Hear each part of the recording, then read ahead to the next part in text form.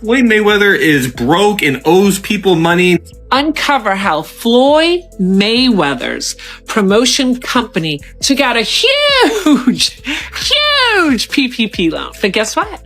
Only a part of it was forgiven. This is the first time I've seen this. CNN has released startling CCTV footage purportedly showing Floyd Mayweather departing the United States days after he was implicated in a $42 million swindle.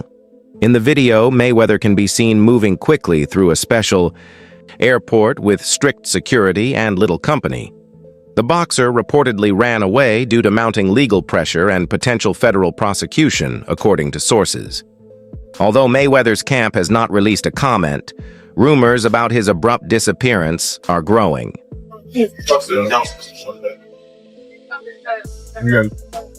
Even though Floyd Mayweather is one of the most paid athletes in history, he has a lot of debt.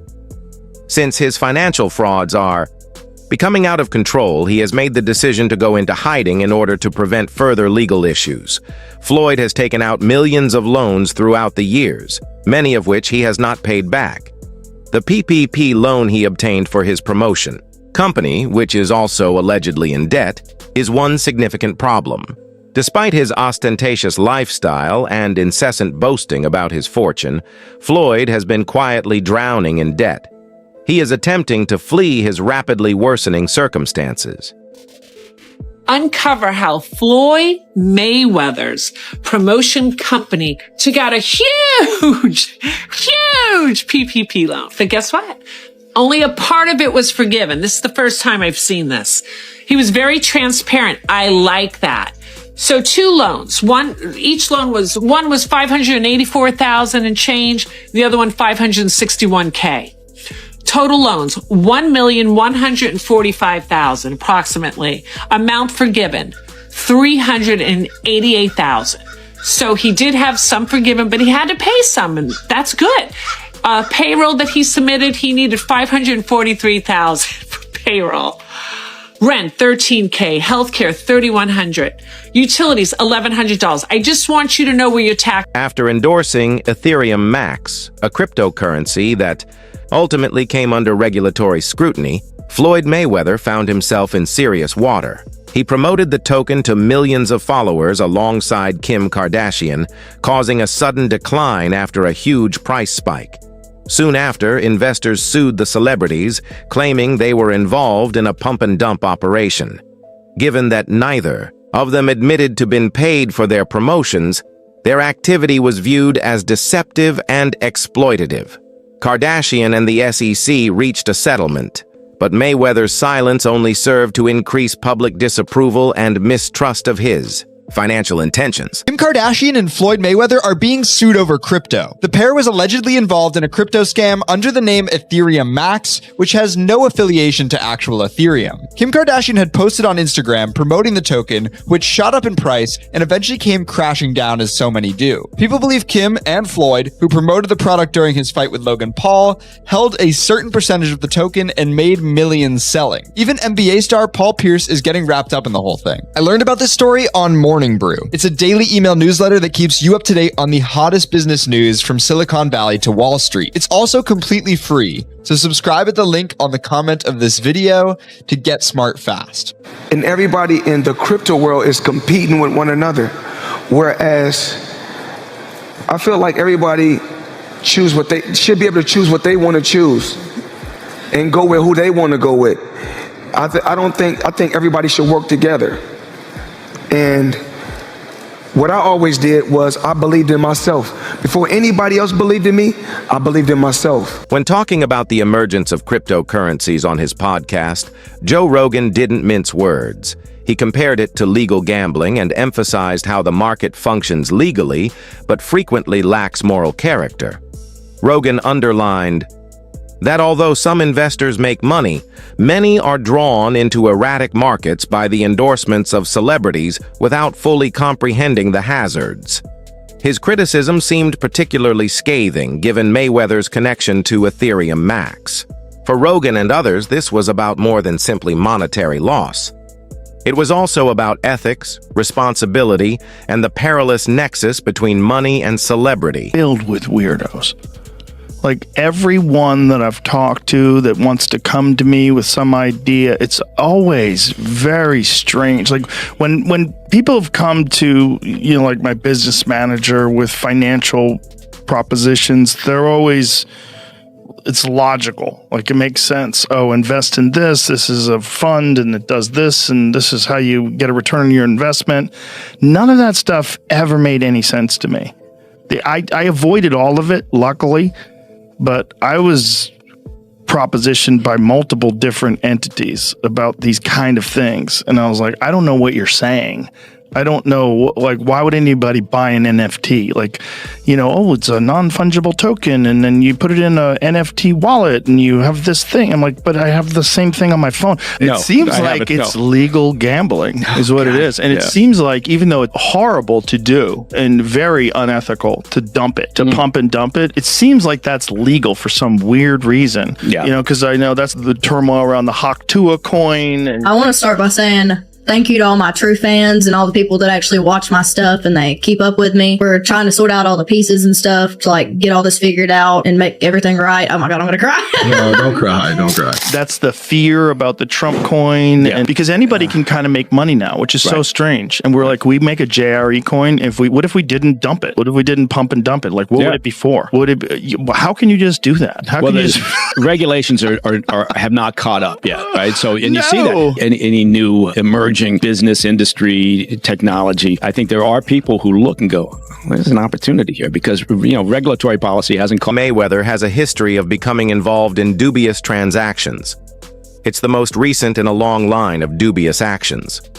From unsolved legal concerns to unsuccessful commercial initiatives, his career has been characterized by a trend of turmoil. Mayweather doesn't appear to be changing his ways in spite of several warnings and public outcry. Critics contend that his ego and unwillingness to change, which drive his concern with upholding a luxury image, keep getting him into more serious problems. He seems to be stuck in a cycle of excess and avoidance rather than changing as he becomes older or more successful. 400 million deal with the 62 flats in New York, and none of them were real. Why do you feel the need to embarrass yourself like that? Just live your life and enjoy. Nobody cares how much Bugatti you got. Nobody cares about how much Ferrari or how much watch your watch cost 18 million, whatever. Nobody cares. These are all liabilities. As soon as you buy the watch, you can't sell it for 18 million again. I am just flabbergasted that the highest paid boxer, one of the most famous people on the planet, Floyd Mayweather, has managed to become a repeat offender as a scam artist. NFT world, guess what? Guess what? Drop. And of course, I'm the money man. But guess what? Sure are. We're not done yet. We aren't? They told me there's more scamming to be done. And it's not over. My God. Autograph gloves. Oh my God. That's incredible. 2,000 people that invest in his NFT project get a chance to win autographed gloves. It's crazy. But you might be asking, did he actually follow through on his promises and deliver these gloves? Of course he fucking did. Money May, you all know the rest. Money May, you all know the rest. You just got scammed again. Mayweather invested his fortune on real estate from the beginning of his career. However, he frequently pursued spectacle above wise investments. In addition to homes, his real estate empire consists of skyscrapers, particularly in New York City. These purchases were probably made more to establish power than to plan financially. However, expensive maintenance, taxes, and long-term obligations are also associated with ostentatious real estate. Many analysts wonder if these purchases were actually long-term or just representations of a financial institution that was founded on dubious foundations. He settled on investing his money, and one of the places that he invested in was One Vanderbilt in New York City. He has proudly recalled his investment in that skyscraper multiple times. He once said during an interview that people should Google his name along with the name One Vanderbilt, and they would see that he's a part of that project. He also referred to that building as being one of the tallest in the entire city, which was indeed a factual statement on his part. Even the host was surprised to hear about all this. I own nine skyscrapers in New York City. 9 skyscrapers? Yes. Let me ask you this question. He getting it to him. Do you think that would be possible if you never bought yourself out of the Top Rank contract? Well, I bought myself on my contract for $750,000, and in just 3 fights, I made $750 million. So would you say that was maybe the biggest point in your career? I think because you had the talent, you had all of that. I think the best thing about my career was I'm my own boss. That I wanted to do what I wanted to do.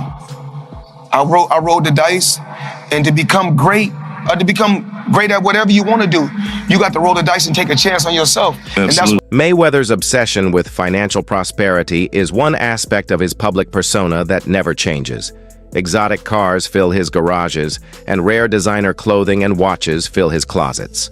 However, beneath, the glitz is a sobering truth, a persistent disregard for fundamental financial responsibilities. His legal issues have gotten worse as a result of his frequent failure to pay taxes on his opulent acquisitions. His IRS debts continue to be a major worry, and tax authorities have been closely monitoring him. How do the people around him, how do the lawyers that I'm sure that he employs, the financial people that are probably running his life, telling him to stop spending $1 million a day, how do they not deal with his taxes? Well, listen, he apparently had a tough time reading the thing, as they say.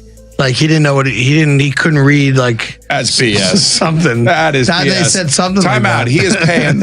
I'm sure he's got a litany of people in his world. I happen to agree. Financial management people. You think so? How long before he's suing somebody for mismanagement of funds? You know that's happening. You'd certainly think so. By the way, they announced, I'll get your calls in a second, they did announce the pricing for Mayweather-McGregor. $100 for a high def, $90 for standard def. So there you go. Fortunately, LeBron saved his bacon, and that's only a small portion of Money Mayweather's financial life. That concludes the video for today. Keep an eye out. Till the next occasion.